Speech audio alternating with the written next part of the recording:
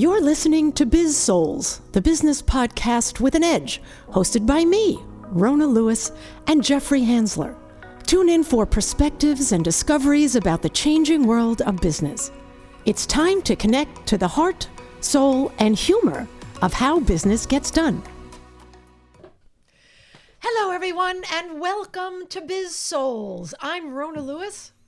I'm Jeffrey Hansler, and we get to the heart and soul of business and the people that make it happen.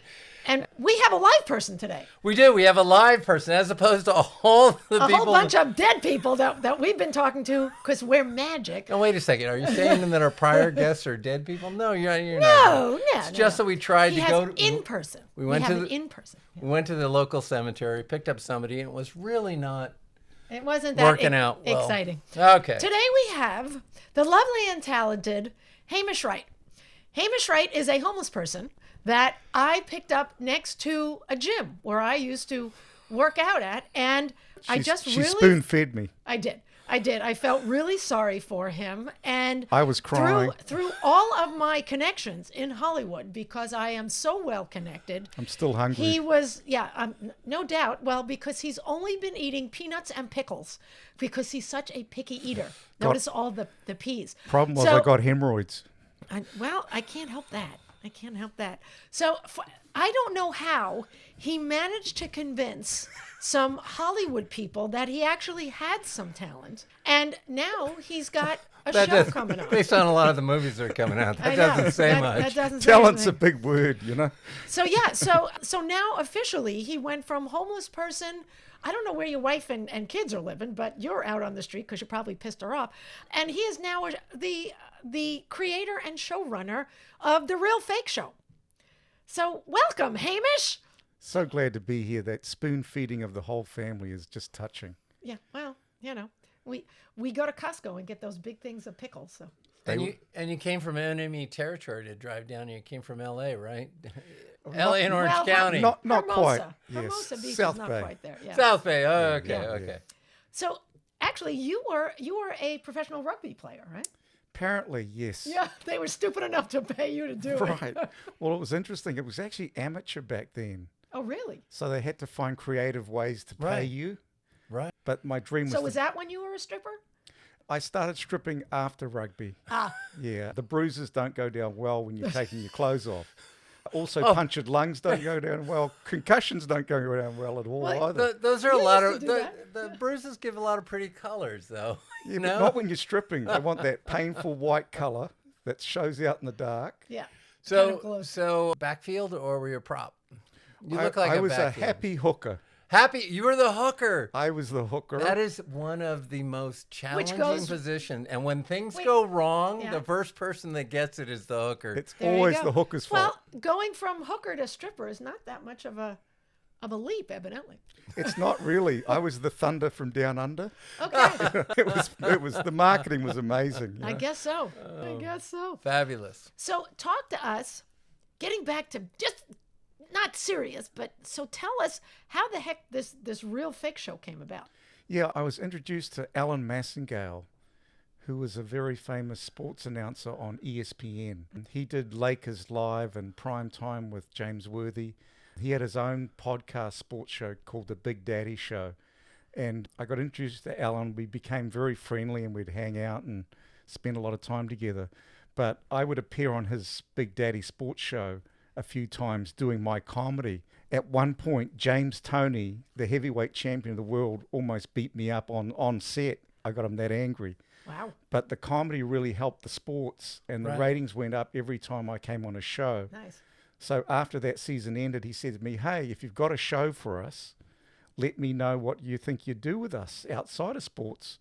So I had this hatred for late night talk shows. I was a fan of Johnny Carson and loved that concept, but I thought late night talk shows were dead and weren't funny anymore. So I took an idea where we take improv comedy and we put it into an environment of a late night talk show, and then we do improv storylines so we know we're going with the guest, but it's all bullshit. Nice. So Now, ask your question.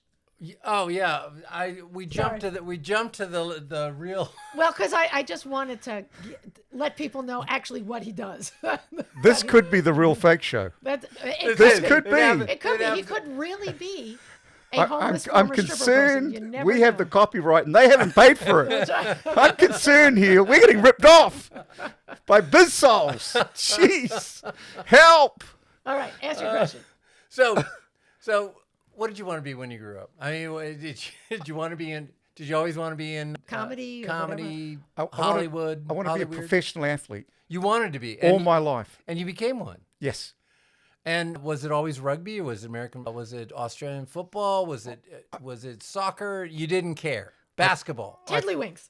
I played 6 or 7 different sports. Really? But rugby was in New Zealand, rugby's like a religion, and we're the best in the world at rugby. So if you want to get out of the country. I have heard of the All Blacks. I mean, just a few times. Right. But if you're trying to get out of the country, it's got to be rugby. That's what travels the best internationally. Excellent. Right.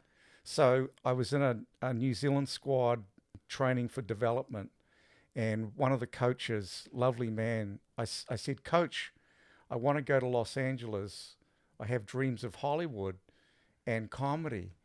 And he said, well, you're not funny, son. I said, Coach, trust me, I'm funny. So now I'm arguing with the coach whether I'm funny or not. Long story short, he got me to Los Angeles, and I played for Eagle Rock in Pasadena for three years. Nice. Division A then, or? Yes. Oh, fantastic. What division were you, Jeffrey? I was Division C. I played for the Orange County Bucks, and I went out for them when I was 43 and played till I was 50. Were you a hooker? I was a lock. Wow, right behind the hooker. Right behind. Wow, I love the locks. Hook and lock. Okay. And then they let me play. We may need a few minutes I alone. have no idea what they're talking about, and I'll be here. You'll be the ball. Rona will be the ball. We're intimately aware of their backside, the hooker's backside. Okay. So. A little too much sometimes, you know. Absolutely. I'll be putting the dryer back on so you guys have some background ambiance. I had more fun. Good for you for playing later in life too. It's a physical game. I turned down Bear Bryant. He wanted me to play for Alabama for school, and so anyway, then I just didn't want to do that kind of. They were into steroids and stuff, right? And then later on, it was just wonderful to play, right? Because it was for fun, right? And everybody was great, and the camaraderie. I mean, I'm still. You still stay in touch with them. I'm sure you're in touch with all your teammates. Band of brothers. Band of brothers. You bleed together. And then I was coming from another country, so they're all helping me out. So, that's translating. Fantastic. Right. Especially the locks. This is what it is in American. Especially the locks. So I think it was Eagle Rock. We had a mate, Bunkworth, and made a tackle. Got up on the next play, took 2 steps and fell down. He was a quad. They didn't think he'd live for a year, and everybody. No, the whole team supported him, his family, and he was able to live for about 12, 13 years. We actually just had one of the old boys pass away last week, Carlos. Just a shout out to Carlos. Funeral was on Saturday. Oh, wow. Right, but Sorry. we're all getting older, eh? Yeah, no kidding. Anyway. This is L.A. Okay. No one is over 40 here. Exactly. Again and again. And again. Yeah, really. That's right. Yes. Now we all look like we're in a wind tunnel chewing on wax lips. Great. Let's get back to Hamish. Shall we? Let's. So, okay. When did you become interested in TV, especially? Did you want to be an actor? Did you want to be a writer? Did you want to do comedy behind the scenes? What area of comedy? Oh, And tie that into the coach said you weren't funny. Yeah. Right. So, yeah. I'm still not funny. Nothing's changed. We're just laughing out of politeness. Part of the evolution was the rugby club took me to the LA Improv, and I was in the audience obviously watching, and I got pulled out on stage, and I spent 2 hours on stage with them, and I didn't know what improv was before I even went to the improv. Right. So that was part of the evolution of, and then as a personal trainer, I got hired by Kevin Costner, and I worked for Kevin for a few years on multiple films. But I tried a little bit of acting through those films. I was terrible at acting. I couldn't remember a line. And then I went back to the improv experience, started writing comedy, and started pushing the comedy more. Excellent. Now, Very did you cool. do any stand-up? Haven't done any stand-up. So didn't hit the Comedy Store, just... No, I've Okay. done some improv, but very little, but really just writing my own stuff, trying to get things made. I would go and audition for comedy roles and have the whole room laughing and not get the work.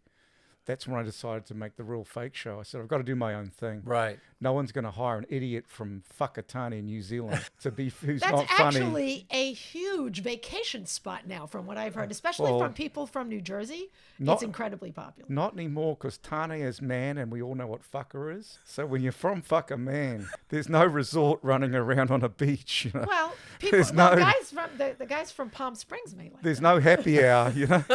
There's just a couple of old locks and a hooker, you know. It's just I'm actually jealous. What was it like working with Kevin?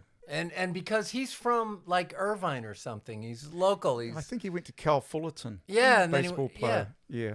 He gave me a chance and was very good to me and took great care of me, and He's not and going to help me out. tell him, oh, God, he was an idiot. No, I hated know him." he's not. I would have No, expected good news. I mean, yeah. you know, And Taylor I, Sheridan. and I may beat not him at think. golf a lot. Did you really? So you got a game. I do have a game. Very Well, good. used to have a game. It's not I should have had to bring clubs down. right. Of course, we haven't played in, 3 years? No, it's been 2. 6 months plus another 6. 2 years. So true story. I'm in Hawaii. We're making a film called Waterworld, Oh, and Just a little one. just Just a a- little yeah. film.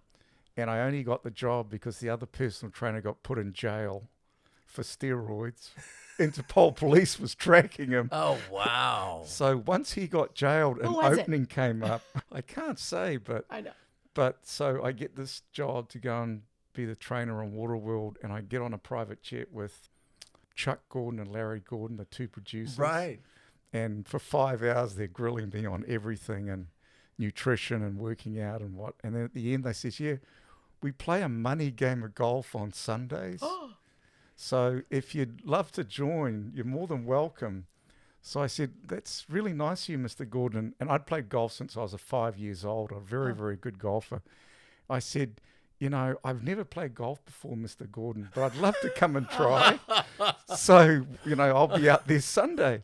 So we get out there Sunday, and just before I tee off, he says, yeah, and it's $200 a hole. I was gonna So say. I'm there with Chuck, Larry, Kevin Costner, and he puts the ball in the ground and tees it up for me and shows me how to hold the club and all this. And then, you know, long story short, You took all their money. I took all their money. So I get back to the set the next day, and I go into the mess tent to have breakfast, and I hear, hey, Hustler, come over here. Hi, Mr. Gordon. So sorry, Mr. Gordon. Yes, I have played golf before, Mr. Gordon. But the weird thing was, he got so angry, he took a 5-iron and attacked the golf cart I was sitting in and cracked 2 ribs. Of his or yours? Of his, and had to go to like emergency Oh, room and couldn't even finish the round. So he's all bandaged up. Hey, Hustler, come over here. You know, I'm just like, Oh, that's I hilarious. bet he'll never forget you. no, God bless him. Are you still in That's touch with him? outstanding. I'm not. Yeah. But once in a while I'll hear, hey, Hustler, come over here. I'll Right. be at a function and he'll be Oh, there that's in the funny. back. That's Hey, good. in Waterworld, did you get a cameo? There were a lot of opportunities for, My people to jump acting in. was that bad I couldn't even do Really? the cameo. Yeah, it was They horrible. wouldn't even throw you on a I jet was, ski or I anything. was horrible. Horrible. All right. Now we know what not to audition you for. Stay in your lane. There you go. There you go. So I want to get back and talk about the show a little bit, because we like to digress. And I wanna don't. know- yeah, No, of course. You stay right on track. right on track. I've noticed So that. What's the favorite? What's your favorite thing about working on and doing this show? Getting an email from a 35-year-old housewife in Chicago who just lost her dad and had been depressed for a few months, and she put the Real Fake show on and had a great old time, had a laugh, wrote me a nice review, and said she's turned a corner and she's smiling again. That's awesome. That is awesome. Yeah. That's yeah. great. And I get very humbled. I don't take making someone laugh for granted. Yeah. Every And you fan should. that reaches out, I don't. Yeah. And just, I'm almost in tears, honestly, just Yeah. talking about that email. but that's the person I love, like the person on the street. Yeah. Kind of like where I found you. Right. But the thing is, the spoon she used to use was tiny. Well, because you know those ice cream spoons that you I'm get like, when you're just woman, get a It's the bigger only- spoon. The only thing I had. It took me like 3 hours just to But give him Jeffrey, one little, wouldn't you get a bigger spoon? it was the only thing I Like, had. it was like Hey, two drops you're went lucky- in there. And I'm You're like, lucky know. that I gave you anything. I haven't eaten for a month. Was it a flat wooden spoon? She just It was the droplet little- on my tongue. It was the little ice cream spoons that you get Oh, from the little tiny Carvel. ones? Yeah. That they give you a sample? Fucking It was a sample spoon. couldn't believe it. I'm like dying of fucking starvation. Rona, Like I said, this is Rona. LA. We want to be underweight here. So you were right there. She was doing you a favor. Doing She you a could have favor. been. She could have been. That's the way you put it there. So yeah. So shush. He made it. He's here. Right, And right, less right, skeletal than he was. So what's? Oh, go ahead. You can ask a question now. Thanks. You're welcome. So getting started on the show, how did it get put together? Who had to come in to make it happen? Did it require executive? Did somebody at the executive towers come down and bless the whole thing and say? It came down to staying private. I've had 21 startup companies, so I've got good business acumen. So I created a business plan, a budget, Okay. a marketing plan, and went and just raised private capital. Excellent. Right. So I'm slowly coming back into the studio system now, but I've been completely independent. That's the way to go now, Become a yeah. success It's on how your you own. get something made that you have the vision of. Right. The The- studio yeah. wants to change it each time. Well, and they want to make it pablum. They want to make it as the lowest common denominator, and then it just gets boring. Yep. So I was at Fox, I was at Lionsgate, I was at Warner Brothers, I was at all the big outlets, and they were just telling me, this won't work, this is why it won't work, we will not support a project like that. Rejection. Even with my mentor as president of Warner Brothers Television, Yeah. even with that behind me, they still couldn't see the concept. But what was really fascinating for me, I went and met with FX, Right. and there was a show called Fernwood Tonight Sure. back in the 70s. I remember that. And it was basically a similar concept to the Real Fake Show. And I'd never heard of Fernwood Tonight. So I went home and watched all the episodes. And then just before Fred Willett passed away, I got to show him the Real Fake Show. And he said, God, this is what we were trying to do, but the studio wouldn't let us. Right. And it all made sense of why I was getting all that rejection and why I'm like, I've got to go and make this with my own Yeah. private capital and stay independent. And luckily, you do have enough contacts that enabled you to do that. Very much so. Yeah. And now I'm getting feedback from those establishments. Oh, the show actually does work. It is very funny. Yeah. We missed it.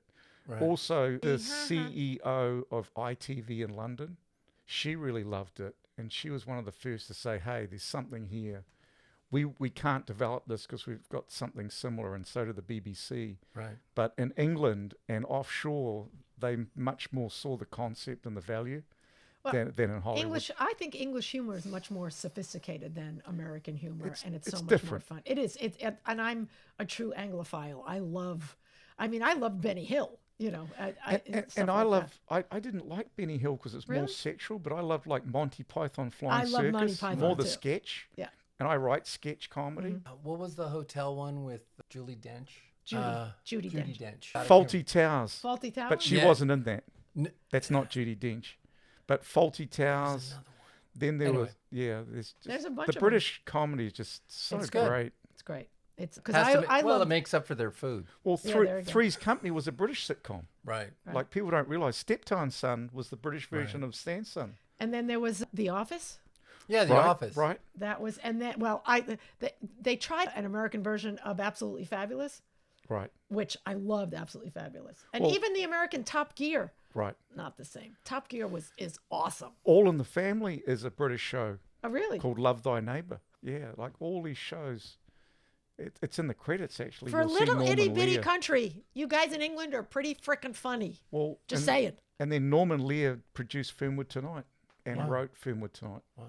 So has the show changed? I mean, so you write up the business plan, you put the concept together, and then You shoot the some light- pilots. You shoot some pilots, and then the You lights you go hope on. it's good. Right. Has it changed much? Have you Like one of the things that's annoyed Rona is I Right. said we had to find our voice. So we haven't done a lot of marketing on it until we got it. And I think we're getting there now. We're still not there. Right. So It's Jeffrey's your fault. experience. Just It's my fault. Yes. Okay. So you're not there from a marketing point of view? Or? No. From a voice standpoint, I think I think we sorry. are. Yeah, Finding he your does voice. I think we do. I stay true to the concept of the vision of the Real Fake Show, Okay. and I write everything through that lens. Okay. For example, I'll write a piece, and a very famous singer I won't name who's blind, I pitched him an idea that he's not blind, he made it up, and then he took it and started telling his audience he wasn't blind, and it became this whole thing. So when I know the writing starts matching reality, I know I've got something. Oh, Yeah. fantastic. That's my indicator. And then I've got 10 or 15 folks, from friends and family to comedians, who I run material by right. to see what reaction I get. If I get a belly laugh straight away, I kind of know I'm going in a good place. Right. If I've got to explain the joke, Right. it's not really Right. working. Right. Well, and there's a difference in writing sketch comedy to doing a podcast. Yeah. No. And Absolutely. everyone has its own voice, Right. Yes. whether it's a podcast Yeah. or... Absolutely. And I write sketch from a point of things that happen to me. And I'll give you a little one. I was buying lunch Monday last week, and I'm in the store, and they have this hot lunch food, and you get a box and you fill your food up. So I go to the counter, and this lovely young woman's like, "Would you like some tape on your box?" And I said, "Actually, no, I don't need any tape. And actually, after I eat the food, I eat the box." And she said, "Well, what type of fiber is that?" I said, "I don't take a shit for 3 days. It's terrible. But I'm into conservation and sustainability, and I eat the whole box, you know?" And she just belly laughed, went over and I get a little sketch out of standing in line buying lunch. Right. Right. Okay. Going back to the blind Right. musician. Right. Did I miss that episode? Did you do an episode? I haven't shot that. You haven't shot it yet. No, I Okay. pitched that. You Yeah. pitched it. Not and everyone says yes. You know? Then he. Okay. So and he or she took it, and they're using it live. Just to clarify, he has had a sex change and now is a she. Okay. Sorry, I it's a never lot know. of information, Okay. but I don't want to miss out, you know? Okay. They. Right. Wow, that's amazing. How It woke is he they. is. Yeah. So and you've shot what, 10 episodes Yes, so far? Yeah. And you have. 4 pilots and 6 episodes of the first season. Can you have 4 pilots? Isn't like the first one always a pilot, and then what are the next ones? I always like Next to doing pilot? bigger Multiple. and better. You know, if someone's going to Pilots. do a pilot, I'll do 4. See, There you know go. what? You You're just such saw a my giver. Rona. We've done 100 pilots. That's what we've done. Thank you. Now I can. Actually, this is a pilot. This is a pilot. This is a pilot. This is truly See? a pilot. We've never had live That's right. like this. And I'm feeling dead. It's fucking weird. Yeah. Well, see, he's one of the dead people. I guess I didn't feed him enough. They got me from a graveyard, you know? I'm like, not me, I'm dead, you know? No wonder you're so light on your feet. Ba-dum-bum. We can build them better. We can make That's them right. new. Run faster. So what are you hoping to get out of this whole thing? I just want a little production company, produce my own content, and produce a few other folks' content. And sell it for $1 billion. Not really doing No. it for the I know you're $1 not doing billion. $1 billion. Anyway, It's actually $1 trillion now. trillion, yeah, yeah. billions old. Sorry. that's true. Billion is so passe. Ain't no thing. What would you It's do? chump change. Yeah, exactly. Shake your wallet. Go to the store, billion here, billion there, nothing. So Very funny. what if you could give tips to someone? Not if you give some tips on what to do if someone wants to be a creator, a writer. You know, the world has changed so much. Yes. You know, and everyone thinks, oh, I'm gonna have an Instagram channel and or a TikTok channel and everyone's gonna love me. It's not so easy because there's a kabillion people doing it. Yep. What would you recommend? Be authentic to yourself and make your own content. And work with Kevin Costner. Right. And play really good golf. Oh, there Oh, you yeah, go. exactly. And win at golf so that you can buy food. That's right. But nobody's paying you for anything. One more golf story. Okay. Okay. In Hawaii, Dennis Hopper joins the foursome. We're playing in a tournament. They take my shot most of the day. We win the tournament. Dennis Hopper's with the trophy doing the speech after. 40 minutes later, I'm like, Dennis, don't thank your housemaid. She's not important in your life. And yes, she is. No, she's not. But you would have thought they'd won 5 Oscars each, this little That's golf hysterical. trophy. You know, I'm like, Dennis, not now. You know, God bless you, Den. That's funny. What was he saying? And I led the team through the back 9. I led the team. We hit a hazard and we got over it because of my laser. You must have been there. He hit every shot. Exactly. We did nothing. I didn't get out of the cart. It's kind of like if you play with Donald Trump, the same thing. I played on one of his courses. It's a good course. PV. Have you played PV? 4 holes fell in the water when I was playing the thing, so we didn't finish. That's a typical hole 1 for me. Right. No, it was challenging. Yeah, it's a good course. It's hard to swing underwater, though. I had a real hard time moving the club. But other than that, it was fine, you know. Well, Bit murky. You have to rotate the blade around so it just comes in and slices in. You got to hit it with the butt of the... I've got a big blade, unfortunately. That's not fair. This is a family It's a show. blade. It's a blade. Jeez, Jeffrey, it's a blade. Fine. Very So- good. Wait, going back to the rugby thing. Yeah. Were you captain? Sometimes a lot of times the hooker's the captain. Sometimes the scrum half's the captain. I was actually a fly half. You were a fly I half? wasn't a hooker. You weren't? Lie, you lie. Sorry.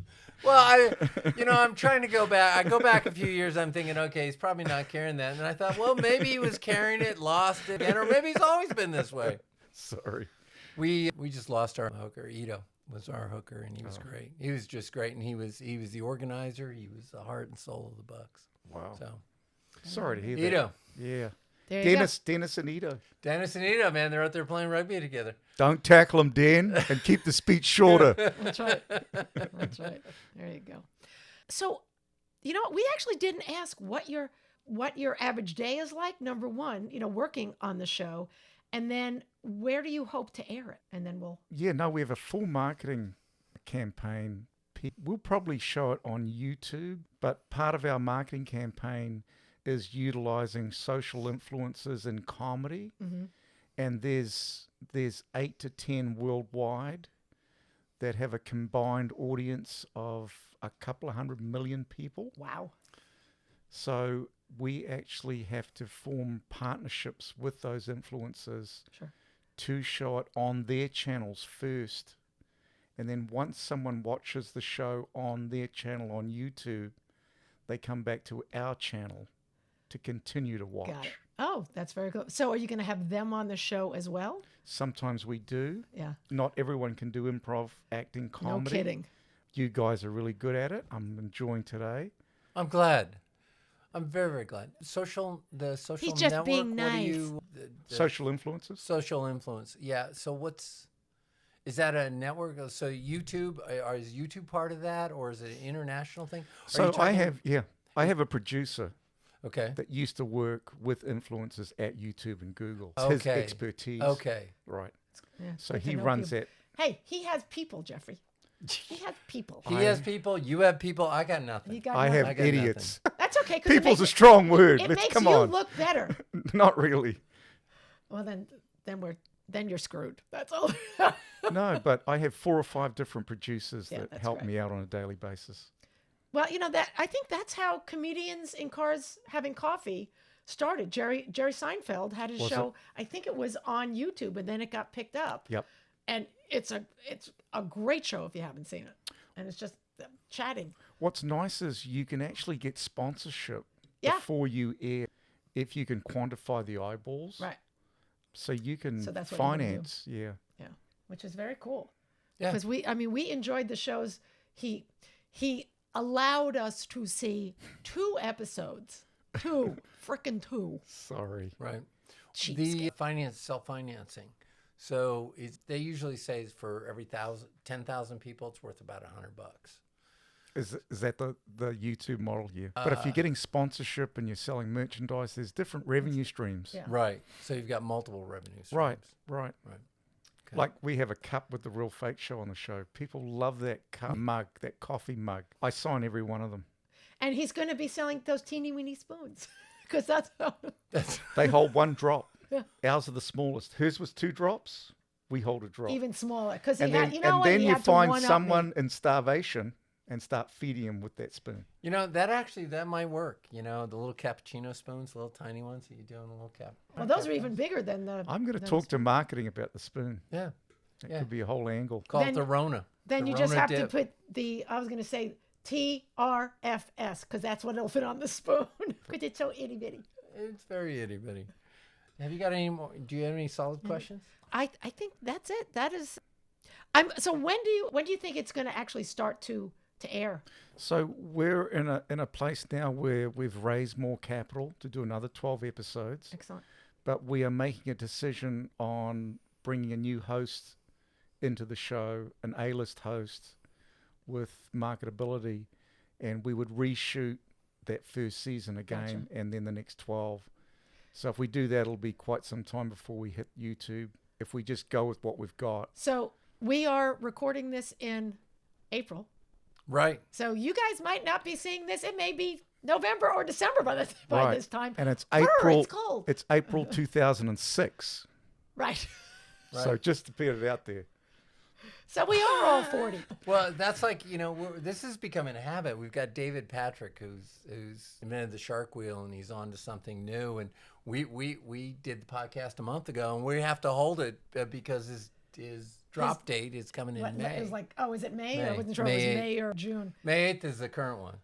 Oh, it may slip again. I don't know. Depending on the astrology, I think. Something like that. So is the setup always going to be the studio setup? Is it kind of like going to be like Tonight Show with the chair and the couch and the desk? Or is that going to change? Or? No, we wanted to look like Johnny Carson. Okay. I actually had that desk designed off Johnny Carson's desk. And the plants too? The plants, sorry, that's legal marijuana. Oh. Excellent. Rona, you've got to talk about the plants. Well, that's like Joe Rogan. Yeah. Jeez. That's like Joe Rogan, legal marijuana. Okay. We don't do that sort of thing. Okay. Never. Ever. Yeah, it's still illegal in New Zealand, isn't it? It's still illegal. Yes. Yeah, so no in wonder Australia you moved too. here. Exactly. Right. It's a hell of a good reason to move here. Oh. And anything else? Do you want to end off on anything? well, in terms of what have you explained to your wife you're gonna have to divorce her? It's gonna be like the Johnny Carson show. You're gonna have to go through like 4 or 5 4 or 5 wives, right? You know? On screen. Okay. This is off screen. My poor wife, she'll probably leave me before I leave her. We're just kidding. Love you, hon. And He talks about you all the time. And is the lineup? Is it going to be like the Tonight Show where you're going to bring in? The power of the guests coming in, and different guests. So is it? Well, you what's don't that know. show? What's that show Between Two Ferns? So I'll give you an example.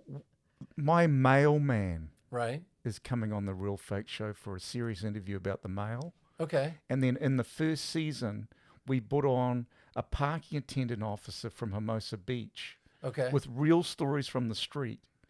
And how I met the guy. Right. I come up to my vehicle and he's giving me a ticket. Right. I'm like, officer, is that ticket for me? He said, is this your vehicle? I said, oh, it is my vehicle. He said, I'm so sorry. This is for you. This is your ticket. I said, officer, can you just stop for a second? Can I share? He's like, okay, what is it?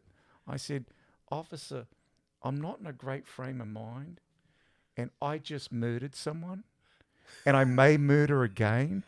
So I just want to give you a heads up.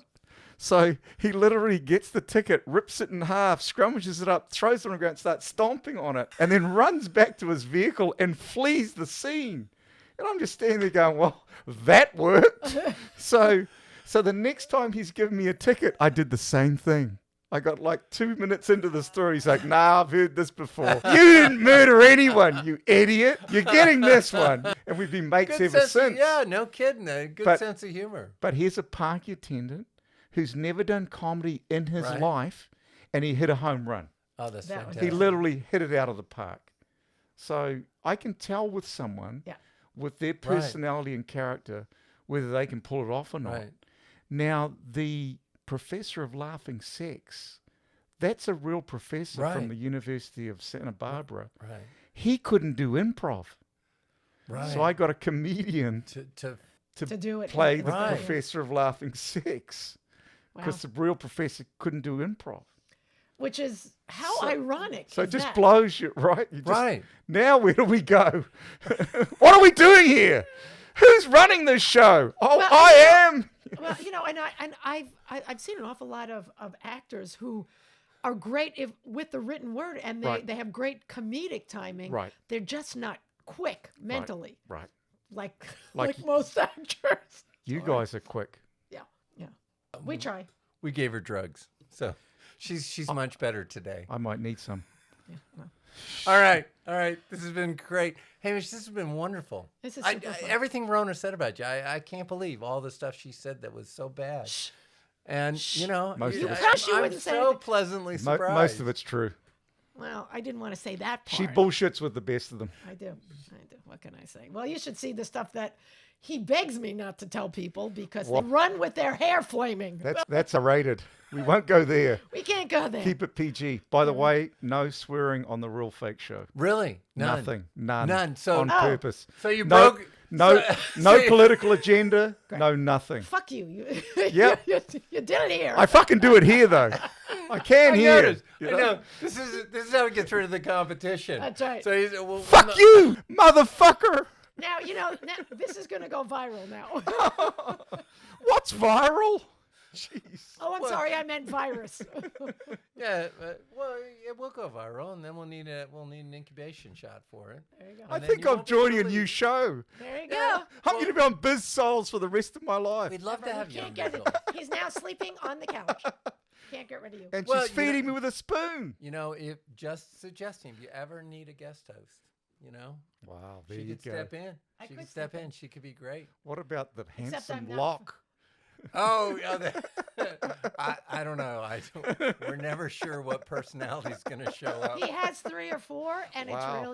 it's a That little could be scary. useful for us. Hamish, I was really interested when you're talking about killing somebody. I thought we had something in common. Perfect. So, all right. All right. We digress once again. And we had fun. Hamish, this was fantastic. Thank you so much. I can't wait till you say go, and we can let this thing out, Me too. so Very to good. speak.